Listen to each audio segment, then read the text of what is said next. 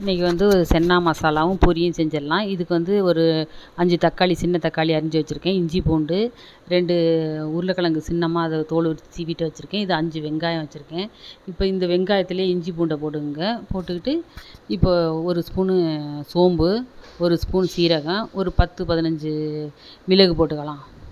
போட்டுக்கிட்டு இதை நல்லா அரைச்சிக்கிட்டு வந்துடணும். இதை நல்லா நைஸாக அரைச்சிக்கிறணும். பாருங்கள், மிளகு கம்மியாக போடணும்.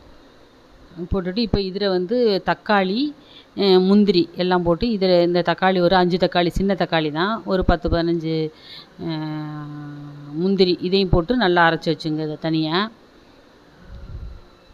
இப்போ 2 ஸ்பூன் எண்ணெய் ஊற்றிங்க. இந்த எண்ணெய் காஞ்சோடனேயும் இப்போ பட்டை, லவங்கம், அன்னாசிப்பூ, கிராம்பு, கசகசா, கடல் பாசி, இந்த பிரிஞ்சி இலை எல்லாம் போட்டுக்கிட்டு கருவேப்பிலையும் போட்டு நல்லா வதக்கிக்கிட்டு இப்போ இந்த அரைச்சி வச்சுருந்த மசாலா இருக்குல்ல, வெங்காயம், இஞ்சி பூண்டு இதெல்லாம், இந்த தக்காளி, சோம்பு, சீரகம், மிளகு இது எல்லாத்தையும் போட்டு நல்லா எண்ணெய் பிரிகிற வரையும் நல்லா வதக்கணும். முந்திரி எல்லாம் வதக்கணும். நல்லா வதங்கினோடனே இப்போ நம்ம வந்து 8 மணி நேரம் ஊற வச்சு வச்சுருக்கோம்ல இந்த கொண்டக்கடலை, அதை எடுத்து இந்த போட்டு அதில் போட்டு நல்லா வதக்கணும். இப்போ நான் 2 உருளைக்கிழங்கு கட் பண்ணி போடுறேன். அதை மசிச்சு விட்டா கொஞ்சம் நல்லா திக்காக நல்லாயிருக்கும். அதையும் நல்லா போட்டு வதக்கிக்கணும். வதக்கிக்கிட்டு 2 ஸ்பூனு மிளகாத்தூள் போட்டுங்க. 1 ஸ்பூனு கரம் மசாலா தூள் போட்டுக்கிட்டு இதையும் நல்லா வதக்குங்க.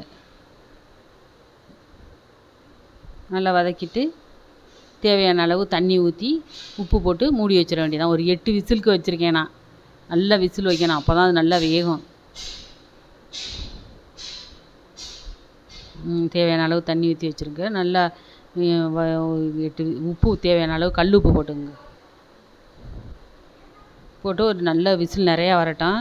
இப்போ ரெடி ஆயிடுச்சு. இப்போ 2 ஸ்பூனு வெண்ணெய் போட்டுங்க, பட்டரு போட்டு நல்லா கிண்டி விட்டு சுவையான சென்னா மசாலா பூரி ரெடி. வாங்க சாப்பிட்லாம்.